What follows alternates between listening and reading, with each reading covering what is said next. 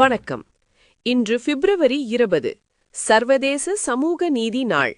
ஆனால் தமிழ்நாட்டிற்கு இது வெறும் ஒரு நாள் அல்ல, நம் மக்களின் உணர்வோடு கலந்த ஒரு நூற்றாண்டு கால வரலாறு. 1916இல் நீதிக்கட்சி தோன்றிய போது இதற்கான விதை ஊன்றப்பட்டது.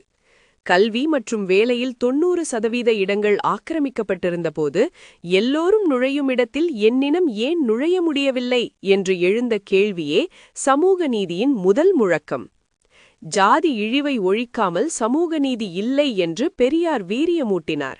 அந்த லட்சியங்களை ஆட்சி அதிகாரத்தில் மூலம் திட்டங்களாக மாற்றிக் காட்டினார் பேரறிஞர் அண்ணா. அவரைத் தொடர்ந்து கலைஞர் கருணாநிதி சமூக நீதியை சட்ட பாதுகாப்போடு உறுதி செய்தார்.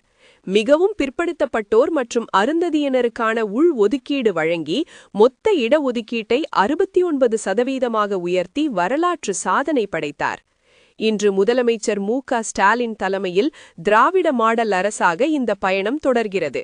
அகில இந்திய தொகுப்பு மருத்துவ இடங்களிலும் ஓபிசி இடஒதுக்கீட்டை பெற்றுத்தந்து டெல்லி வரை நம் குரல் ஒலிக்கிறது. 2026ஆம் ஆண்டின் சர்வதேச நோக்கமே உள்ளடக்கத்தை மேம்படுத்துதல்தான். ஆனால் அதை 100 ஆண்டுகளுக்கு முன்பே சாதித்து கல்வியிலும் வேலைவாய்ப்பிலும் இந்தியாவுக்கே வழிகாட்டியாக திகழ்வது நம் தமிழ்நாடுதான்.